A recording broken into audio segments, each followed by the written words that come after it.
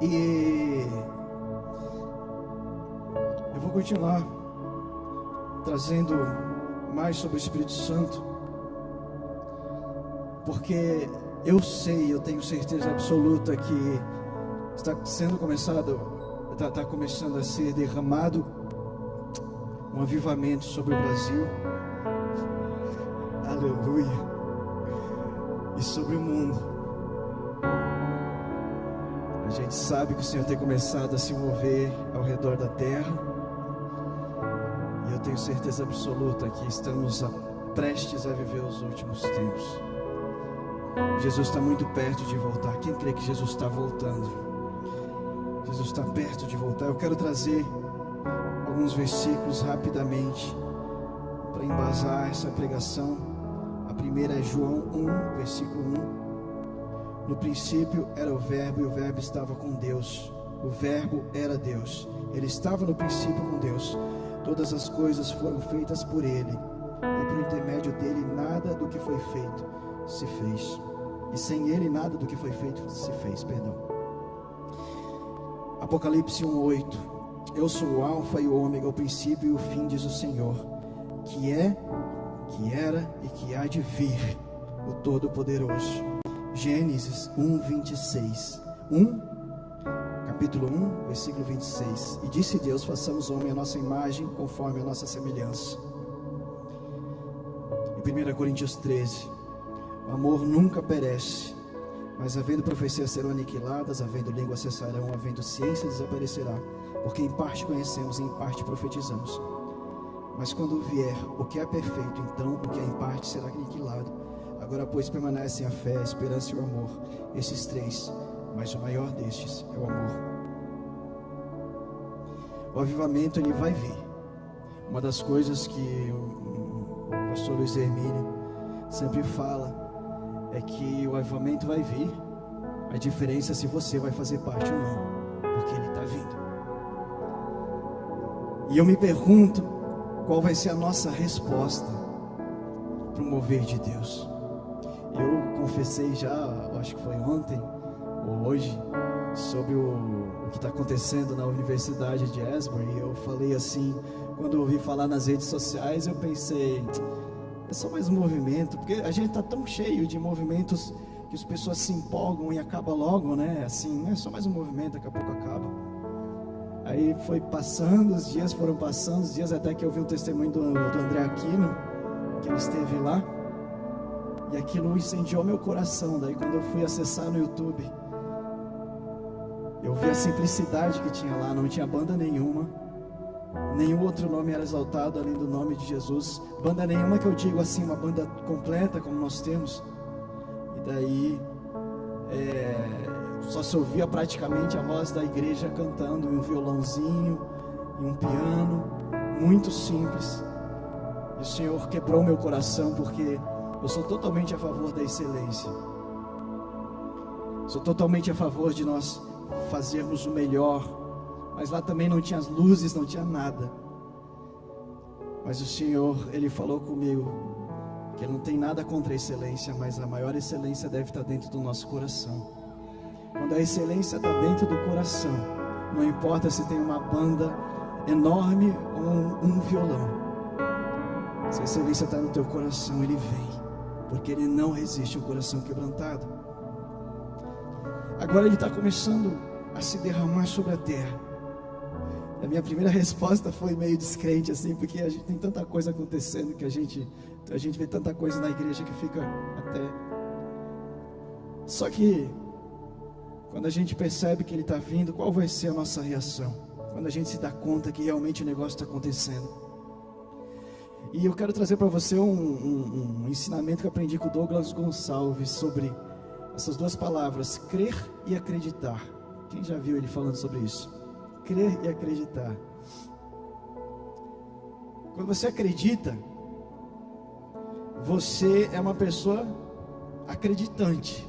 Você é uma pessoa que diz assim, cara, vai lá, faz isso, acredita em você, vai para frente, vai lá, pode ir, que eu acredito em você.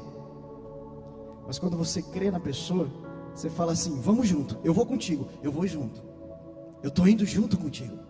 A diferença entre crer e acreditar é que enquanto você acredita no avivamento, você fica sentado na sala da sua casa acompanhando. E quando você crê, você diz: eu entrego minha vida, eu vou junto, Jesus. Eu não quero ficar parado, eu quero viver isso que está acontecendo.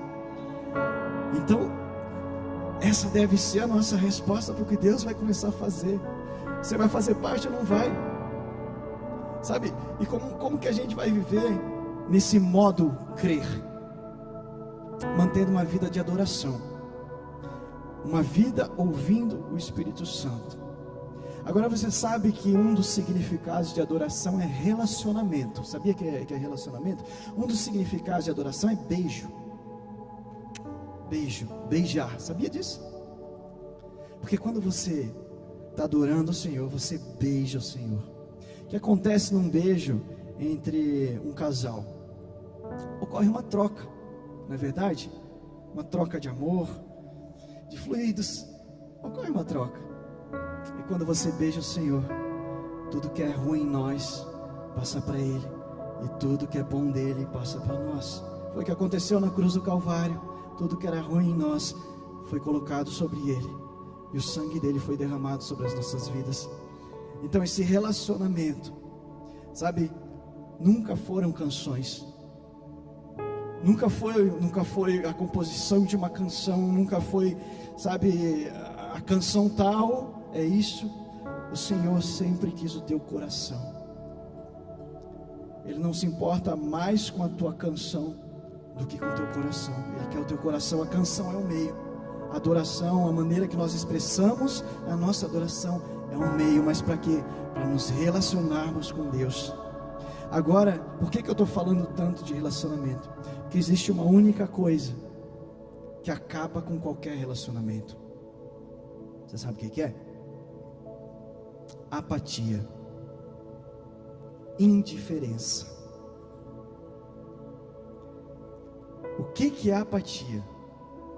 A gente sabe que tem a empatia, tem a simpatia, mas também tem a apatia. O que é a apatia? A apatia é falta de emoção, falta de motivação, falta de entusiasmo. É um termo psicológico para um estado de indiferença no qual o indivíduo não responde aos estímulos da vida emocional, social ou até mesmo física. E qual é o contrário da apatia? O contrário da apatia é a empatia. O que é empatia?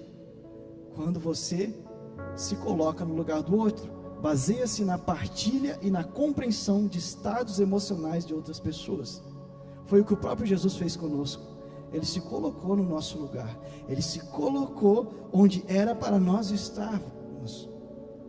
Aquelas chicotadas que ele recebeu, a carne dele rasgada, a cruz do Calvário era para nós.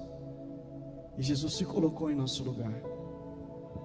Então, como que você vence um estado de apatia, ou seja, um estado de não reagir àquilo que Deus está fazendo, um estado em que você vê Deus se movendo? Quem já esteve assim? Num culto cheio da glória de Deus, cheio da presença, tanta gente sendo tocada, você vê gente recebendo a presença de Deus, e de repente você está lá no meio daquilo tudo, e você fala: eu não estou sentindo nada, eu não estou sentindo nada. Quem já se viu nessa situação? Você deve estar todo mundo na emoção, só pode, não estou sentindo nada, tem alguma coisa esquisita. Mas se você se coloca no lugar do próximo, se você se coloca no lugar daquela pessoa, se você se coloca no lugar de uma pessoa que está sofrendo, automaticamente dentro do teu coração vai surgir um sentimento chamado compaixão. Eu fiz isso ontem com quem estava aqui. Pensa em alguém que você sabe que está passando necessidade. Todo mundo aqui conhece alguém que está passando necessidade. Pensa nessa pessoa, agora se coloca no lugar dela. Se você estivesse vivendo exatamente o que essa pessoa está vivendo, pensa. Automaticamente o teu coração é cheio de compaixão. Se você estivesse lá naquele lugar, você seria cheio de compaixão. Agora, esse lugar de apatia tem a ver muito com um lugar de mornidão, um lugar de estarmos mornos, um lugar em que pode acontecer o que acontecer, não importa, eu vou ficar aqui, sem reação. onde nós encontramos na Bíblia sobre mornidão, Apocalipse, capítulo 3, versículo 14. Quero ler rapidinho com você essa carta ao anjo de Laodiceia. Apocalipse, capítulo 3, versículo 14. Ao anjo da igreja de Laodiceia escreva: estas são as palavras do Amém, a testemunha fiel e verdadeira, o soberano da criação de Deus. Conheço as suas obras, eu sei que você não é frio nem quente. Melhor seria que você fosse frio ou quente. Assim, porque você é morno, não é frio nem quente, estou a ponto de vomitá-lo da minha boca. Você diz: estou rico, adquiri riquezas e não preciso de nada. Não reconhece, porém, que é miserável, digno de compaixão, pobre, cego e que está nu. Aqui, um ensinamento já muito difundido, mas é importante a gente entender por que Deus estava falando justamente com o que estava havendo naquela cidade, com o que havia naquela cidade. Que a cidade, ela tinha águas mornas, né? Não era água nem quente, nem fria. A água de Colosso, que ficava a 17 quilômetros de Laodiceia, era fria. A água de Hierápolis, que ficava a 10 quilômetros, era quente.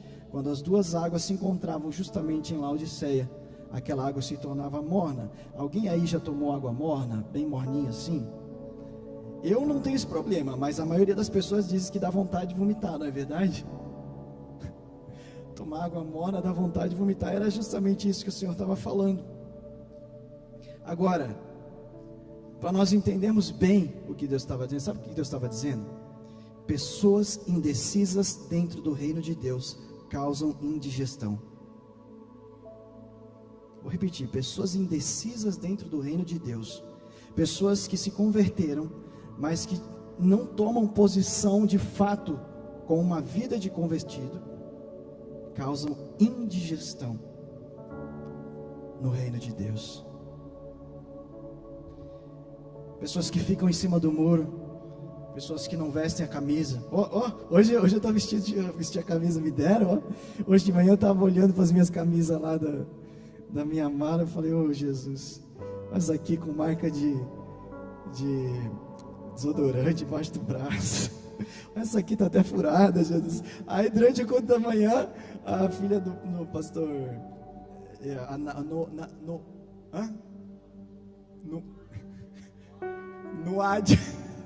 Noad chegou e trouxe uma camiseta da loja dela. Então, gente, merchandise aqui, amém? Olha só que bonito, gente. Romanos 8,19. Eu ia procurar o que está escrito, mas eu esqueci. O que está escrito em Romanos 8,19? Maior? O maior amor desse... Não, é... O que... Romanos 8,19 está escrito o quê? Esse versículo: a criação aguarda pela manifestação. A criação, a natureza aguarda com grande expectativa que os filhos de Deus sejam revelados. Tem tudo a ver com a palavra, porque que os filhos de Deus se manifestem. Tem outras versões, né? Ou seja, toda a criação está esperando que você responda ao que Deus está fazendo. Tem tudo a ver, que profético, aleluia. Eu nem sabia, gente, aleluia. Aleluia. Sabe, nós não podemos, na verdade, mais que eu não posso mais vir a um culto por culpa. Sabe, meu Deus, eu pequei, eu tenho que ir no culto. Ou por religião, eu vou no culto. Minha mãe falava assim: eu vou na igreja porque é bom. Claro, é sempre bom, mas esse não é o maior motivo. O maior motivo é Jesus. Se você não estiver aqui por Jesus, então, meu irmão, não sei o que você está fazendo. O primeiro motivo é Jesus. O segundo é a comunhão com os irmãos. Aleluia. Na verdade, você sempre tem que vir na igreja por relacionamento com Deus. Para se relacionar com Deus através da igreja, como diz a palavra, na comunhão dos irmãos, é que o Senhor ordena a bênção. Em Mateus capítulo 12, versículo 30, fala o seguinte: aquele que não está comigo está contra mim, e aquele que comigo não ajunta, espalha. Olha como é sério isso. Pessoas indecisas, pessoas que não tomam uma posição por Deus. Se você não toma uma posição por Jesus, você está contra. Desculpa te falar. Se você não toma posição, você, ao invés de ajudar a ajuntar, você está espalhando. E continuando aqui, nessa carta de Apocalipse, que não reconhece que é miserável, digno de compaixão, pobre, cego, que está nu. Aí Jesus continua falando: eu dou este conselho: compre de mim ouro refinado no fogo, e você se tornará rico. Compre roupas brancas e vista-se para cobrir a sua vergonhosa nudez, e compre colírio para ungir os seus olhos, para poder enxergar. Repreendo e disciplino aqueles a quem amo. Por isso seja diligente e arrependa-se. Eis que estou à porta e bato. Se alguém ouvir a minha voz e abrir a porta, entrarei e cearei com ele e ele comigo. Ao vencedor eu darei o direito de sentar-se comigo em meu trono. Olha o que ele promete, gente. Assim como eu também venci, sentei-me com meu Pai em seu trono, gente. Aquele que tem ouvidos, ouça o que o Espírito diz às igrejas. Mateus capítulo 11, versículo 12. Desde os dias de João Batista até agora, o reino dos céus é tomado à força, e os que usam de força se apoderam dele. Sabe o que o Senhor está falando? Está falando sobre uma certa violência. Uma violência contra quem? Uma violência contra os desejos carnais, uma violência contra tudo que não é de Deus na sua própria vida. Sabe o que Jesus está falando? Pagar o preço sobre domínio próprio, que nós falamos ontem, que luta contra a própria concupiscência da carne.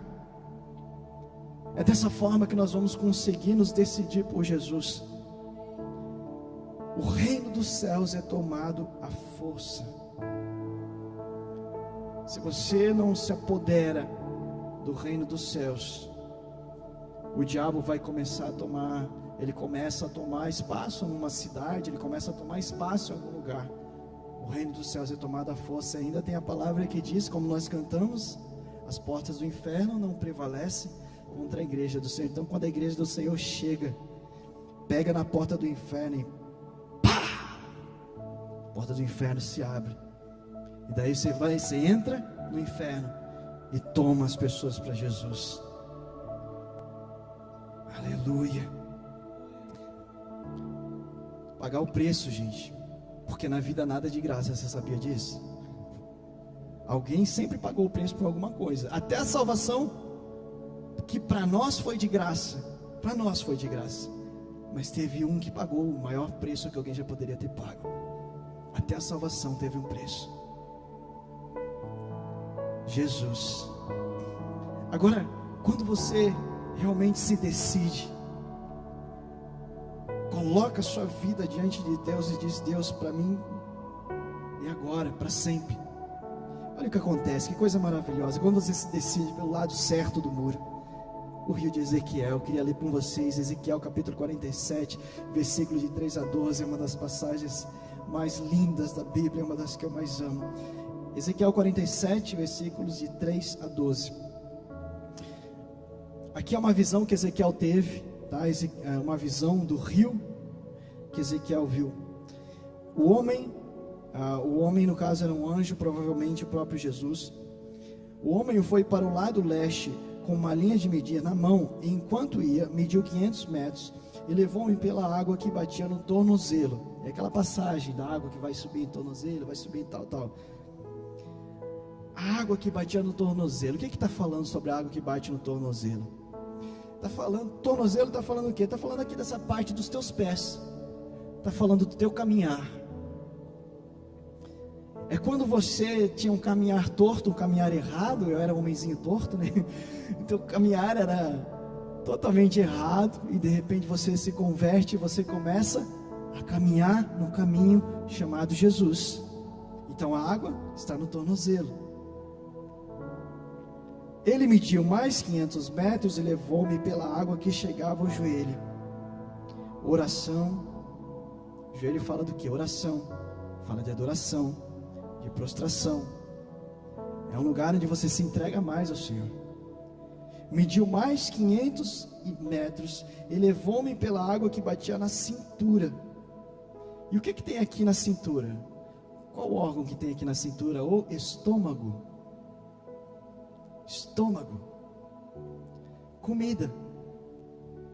Onde você começa a alimentar as pessoas com o rio que já está fluindo do teu interior. Quando você começa a entrar nesse lugar, você começa a alimentar outras pessoas, porque você praticamente já está pela metade aqui nesse rio, mas existe um lugar ainda mais profundo, mediu mais 500 metros, mas agora era um rio que eu não conseguia atravessar, porque a água havia aumentado e era tão profunda que só se podia atravessar a nado. Era um rio que não se podia atravessar andando. Isso aqui está falando de uma vida entregue, uma vida onde você não consegue mais direcionar, onde o Espírito já te direciona. É uma vida como um mártir chamado Estevão, que ele entregou a vida dele. Quem lembra em Atos, Estevão sendo apedrejado, e de repente ele olha para o céu e vê Jesus assentado à direita de Deus Pai, vê a glória de Deus.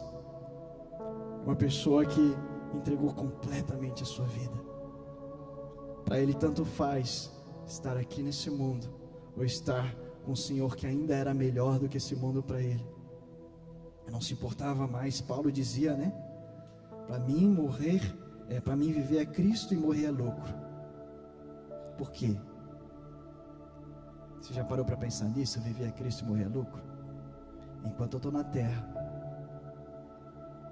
é Cristo. Enquanto eu estou na terra, é Cristo 24 horas por dia. Eu quero Cristo, eu não quero saber de mais nada. Eu quero Cristo. Claro, tem a tua vida cotidiana, mas em todo momento a tua vida vai exalar Cristo. Aí ele falava, mas para mim morrer é lucro. Será que ele estava cansado dessa vida? Não. Por que para Paulo morrer era lucro? Porque quando ele morresse, ele sabia para onde ele ia. Ele sabia exatamente o lugar onde ele estaria quando ele morresse, e onde ele está hoje, que é como eu li, assentado no trono celestial, assentado com Jesus. Aleluia. E adiante, quando você entra nesse lugar de ter uma vida totalmente entregue, ele me perguntou, filho do homem, você vê isto? Levou-me então de volta à margem do rio. Quando ali cheguei, vi muitas árvores em cada lado do rio, e ele me disse, esta água flui na direção da região situada a leste e desce até a Arabá, onde entra no mar. Quando deságua no mar, a água ali é saneada. Por onde passar o rio, haverá todo tipo de animais e de peixes, porque essa água flui para lá e saneia a água salgada, de modo que onde o rio fluir, tudo viverá. Esse rio, ele entra na água salgada e torna a água salgada doce. Por isso que tudo que passa por esse rio vive. Pescadores estarão ao longo do litoral, desde Engedi até Englaim. Haverá locais próprios para estender redes. Os peixes serão de muitos tipos. O que está falando aqui? Está falando de prosperidade. Está falando de uma vida abundante, como os peixes do mar grande. Mas os charcos e os pântanos não ficarão saneados, serão deixados para o sal.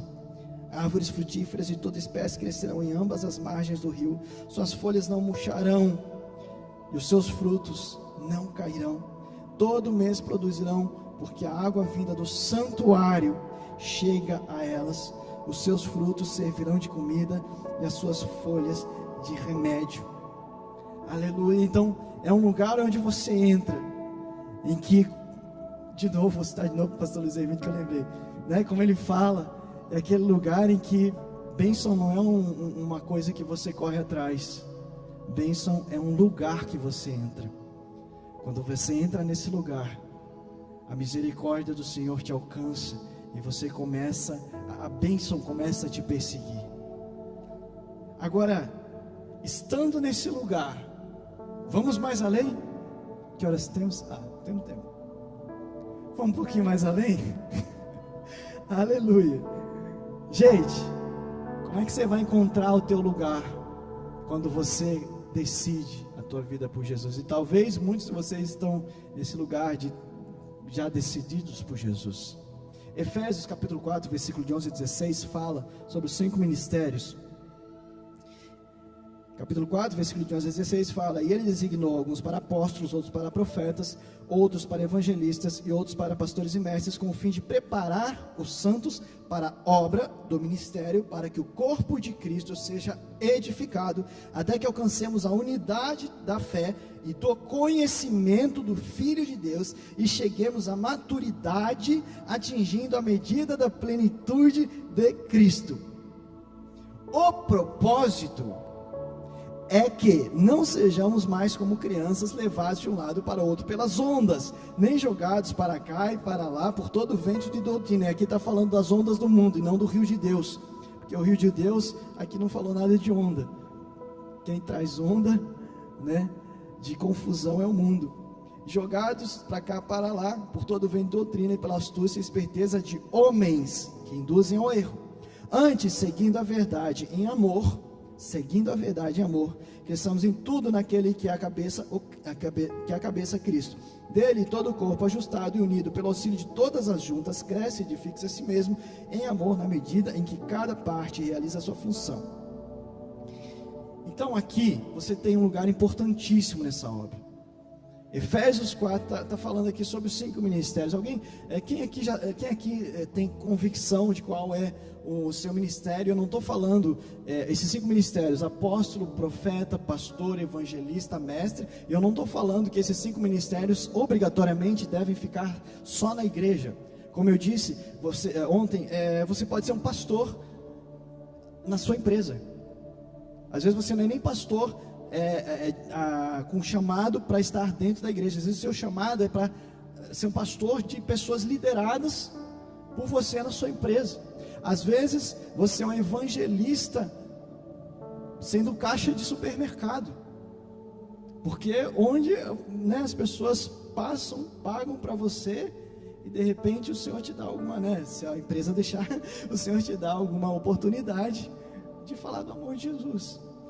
Sabe? Então não necessariamente tem que ser só dentro da igreja. O Senhor quer alcançar todas as esferas da sociedade. Nós não podemos só ficar presos dentro das 4 paredes. Na verdade, precisamos ir além. O Senhor precisa de pessoas comprometidas lá fora, pessoas decididas, que claro, congreguem sim numa igreja, mas que tenham uma vida lá fora. Então quem aqui tem a convicção já desses 5, só para eu saber aqui, quem tem a convicção desses 5? Vocês têm, imagina se não tivesse, né? Se o pastor não tivesse, imagina. Quem tem aqui? Deixa eu ver. Desculpa, eu sou brincalhão, gente, perdão. Aleluia, glória a Deus. E se você não tem convicção, né? Eu recomendo você buscar, tem livros excelentes que ensinam sobre os 5 ministérios, e vai falar com você sobre a maneira que cada um desses ministérios age. Por exemplo, um pastor, por exemplo, ele não se converte, fica no banco da igreja, até que um dia alguém chega para ele e diz: eu vou te ungir pastor. Na verdade, o pastor, ele já começa a andar como um pastor, a se comportar como um pastor, antes de ser reconhecido pela igreja pastor. Quando ele é ungido, quando ele é reconhecido pela igreja, é porque ele já tem uma caminhada como sendo pastor. E às vezes você tem uma caminhada como sendo evangelista, só que você ainda só não é reconhecido pela igreja. Até que um dia o Senhor te levante e você seja reconhecido pela igreja. Então, eu recomendo você a procurar, sabe, a entender o teu chamado, porque o avivamento que está vindo vai precisar de pessoas que saibam quem são, pessoas que tenham identidade, que saibam exatamente quem são e para o que vieram. Amém? Agora, quando você encontra o teu lugar em Cristo, e seja o que você estiver fazendo dentro da igreja, fora da igreja, se você fizer essas coisas sem amor, de nada vai valer. Foi o que eu li lá em 1 Coríntios 13. Por que eu li 1 Coríntios 13? Sabe, você ser um apóstolo sem amor não vale nada. Se você é um pastor sem amor, não vale nada.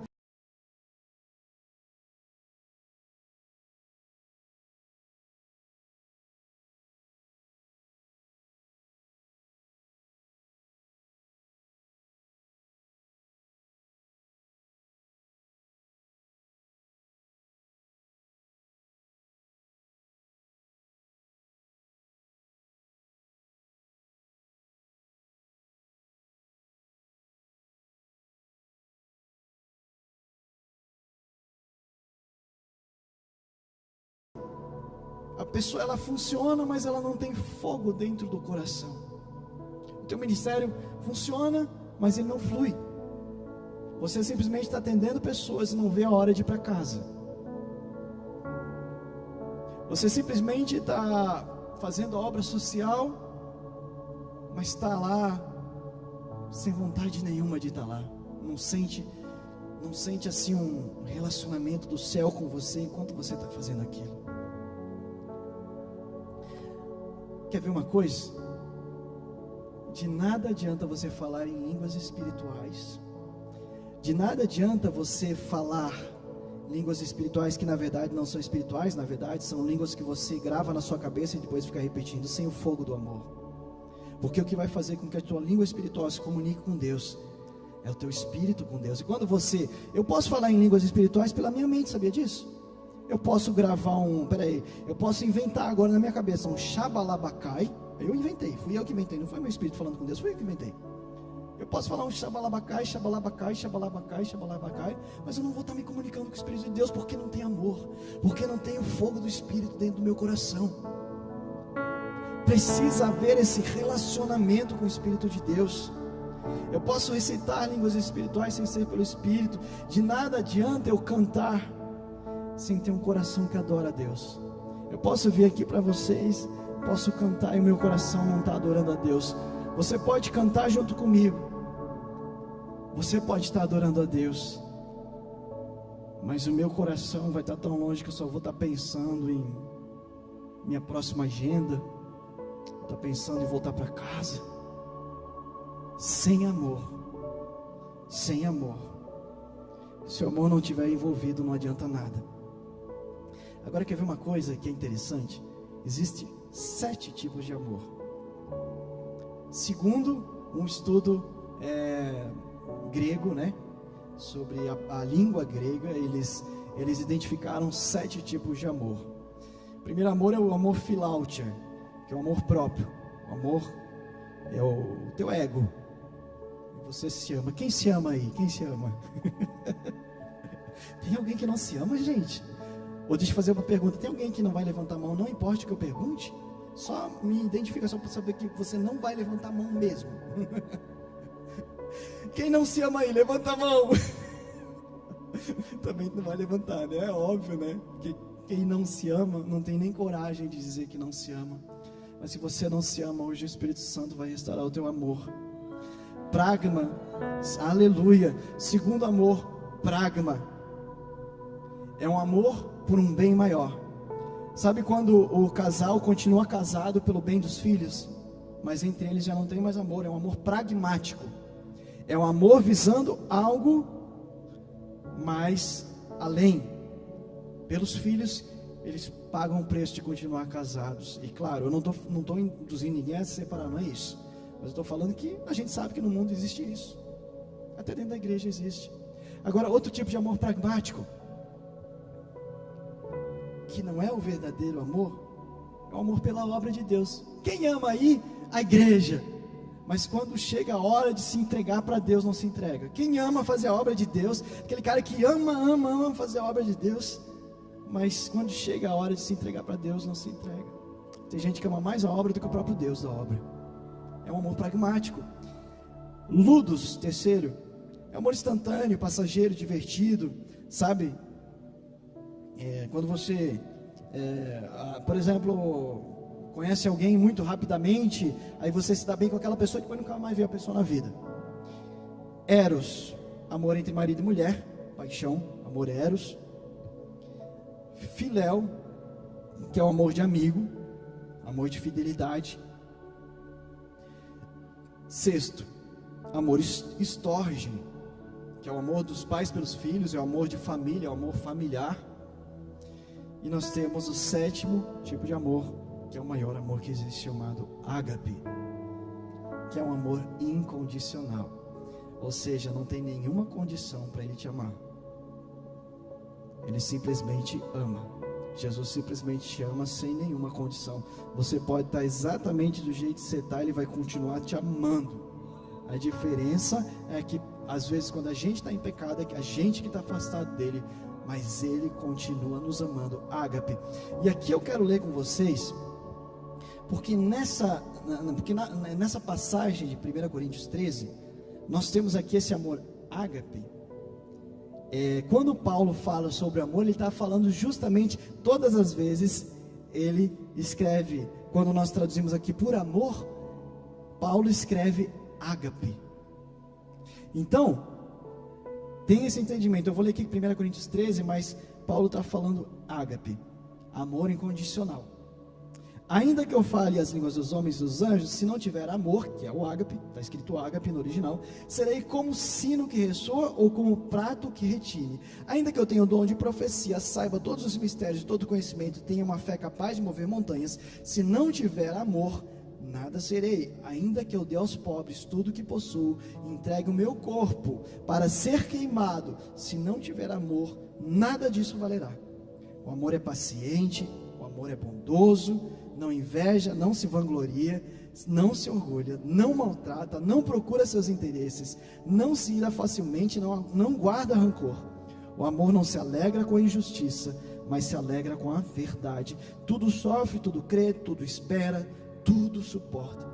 O amor nunca perece, mas as profecias desaparecerão, as línguas cessarão. Olha isso. O conhecimento passará, pois em parte conhecemos, em parte profetizamos. Quando porém vier o que é perfeito, o que é imperfeito desaparecerá. Quando eu era menino, eu falava como menino, pensava como menino, raciocinava como menino. Quando me tornei homem, deixei para trás as coisas de menino. Agora pois vemos apenas um reflexo obscuro, como um espelho, mas então nós o veremos face a face. Agora eu conheço em parte, então conhecerei plenamente, da mesma forma com que sou plenamente conhecido. Assim permanecem agora esses três: a fé, a esperança e o amor. O maior deles, porém, é o amor. Esse amor ágape, que é um amor incondicional, ou seja, é o próprio amor, é uma pessoa. Esse amor ágape é uma pessoa, e o nome dessa pessoa é Jesus. Ágape é Jesus. Então o relacionamento com esse amor ágape, se você não tiver um relacionamento com Jesus, nada do que você fizer vai ter valor. Você só pode amar incondicionalmente se você tiver o Espírito de Jesus. Agora eu quero ler com vocês, e eu queria que todos nós pudéssemos ler juntos, para nós entendermos melhor ainda.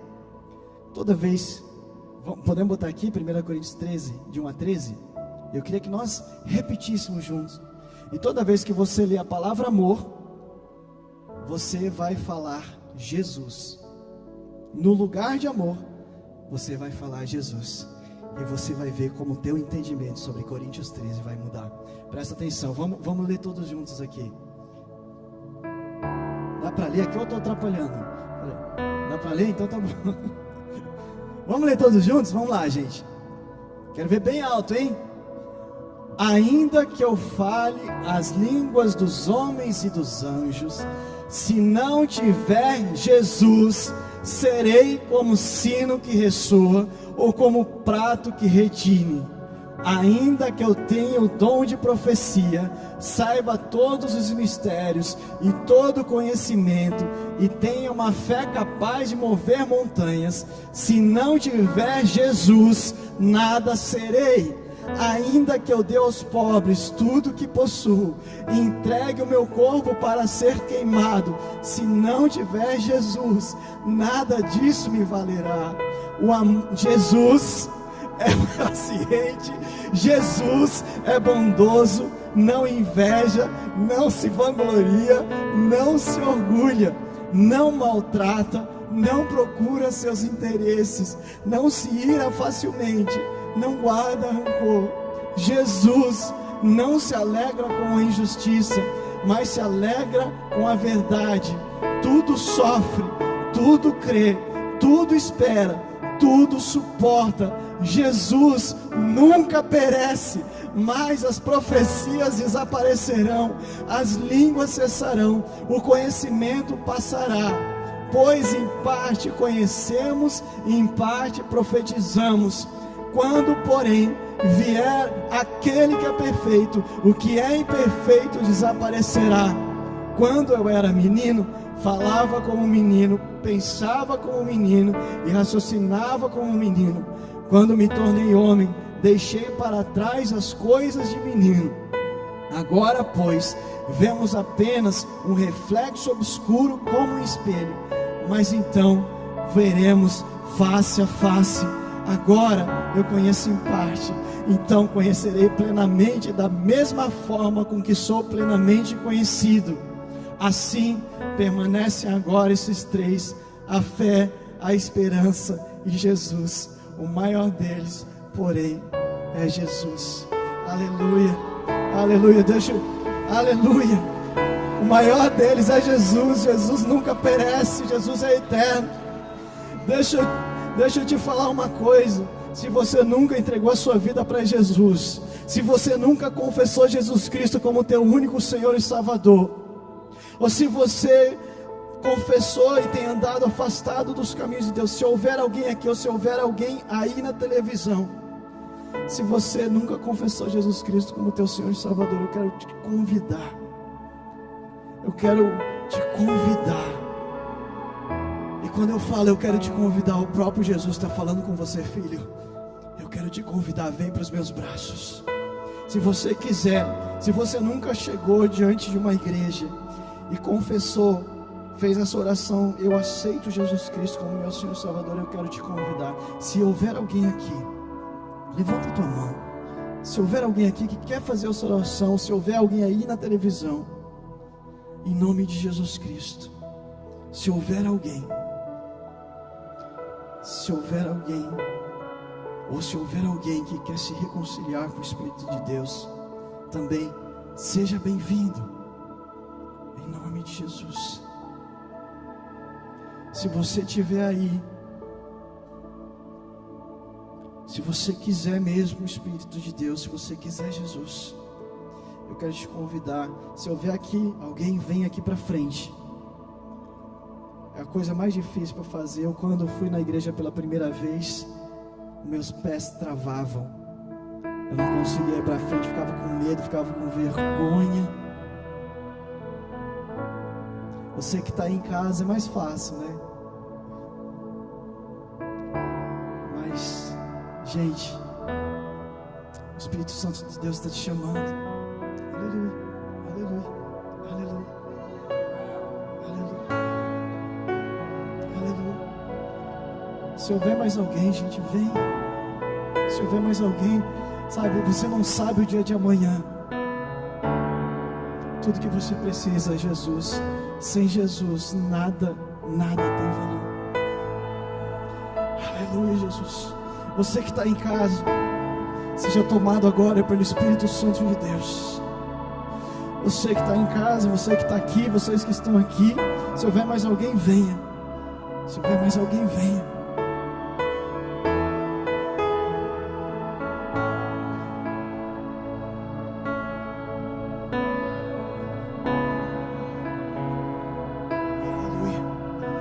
Mesmo que se você alguma vez já confessou Jesus Cristo como teu Senhor e Salvador, ou se você quer se reconciliar, você aí de casa também, se houver mais alguém, vem correndo, que nós vamos orar.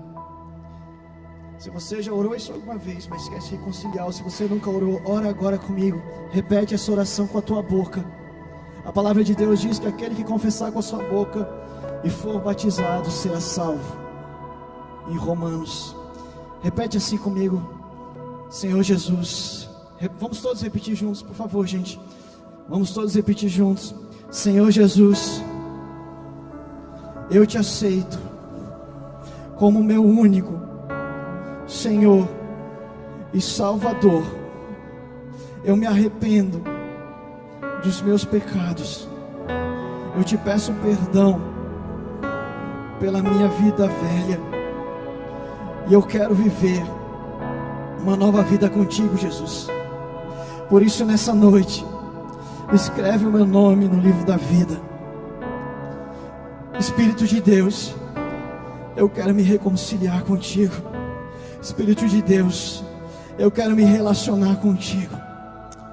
eu te dou glórias, para sempre e sempre, amém. A minha vida é tua, Jesus, amém.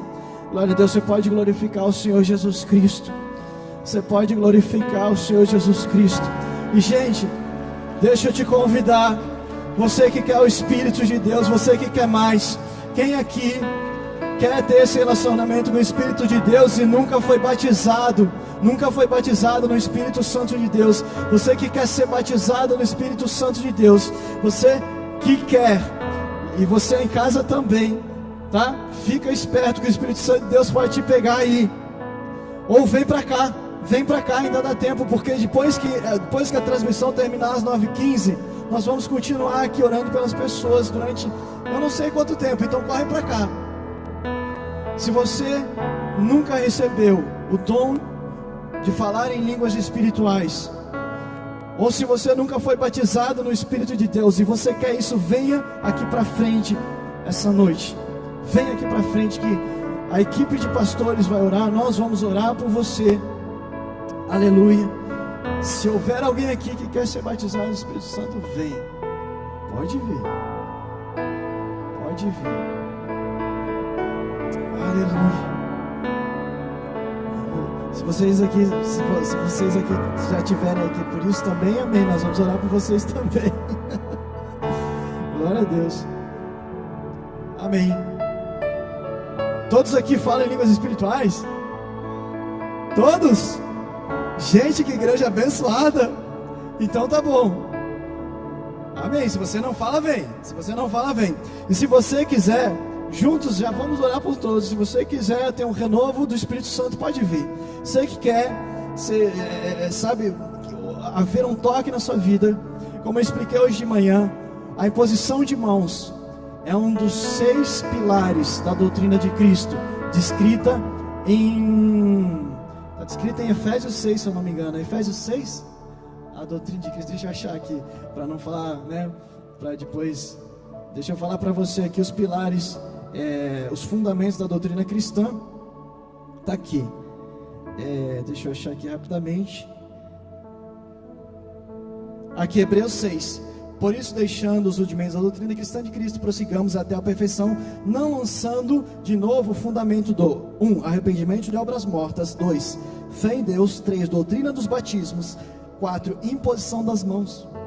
Isso está na doutrina do Evangelho de Cristo. Ressurreição de mortos, que é o 5º, e o juízo eterno. Então a imposição de mãos é extremamente importante. Se você quiser, vem, os pastores vão orar por você aqui. Amém? Vem. Está aberto, gente. Aleluia. Banda querida, nos ajude aqui. Aleluia. Banda amada do Senhor, ministros do Deus Altíssimo, labaredas de fogo. Sabia que ele olha para vocês, ele chama labaredas de fogo, ministros do altar. Aleluia, ele vê labaredas de fogo. Glórias a Deus. Vamos orar aí, né? Aleluia. Vamos orar para as pessoas aí, gente. Amém, Senhor. Espírito Santo de Deus, que tu possas fazer o que tu quiseres fazer essa noite. Faz o que tu quiseres fazer, Senhor. Faz o que tu quiseres fazer, Senhor.